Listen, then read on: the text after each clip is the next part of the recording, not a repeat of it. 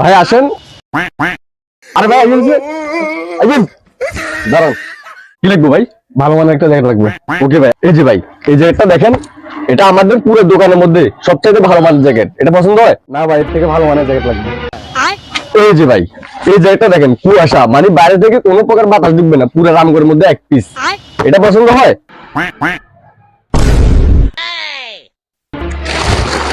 দেখেন ভাই, এই জ্যাকেট শুধু রামগড়ে না, পুরো বাংলাদেশের মধ্যে এক পিস। আমরা মাত্র নিয়ে আসছি। এটা পড়লে ভাই আপনাদের সে লাগবে।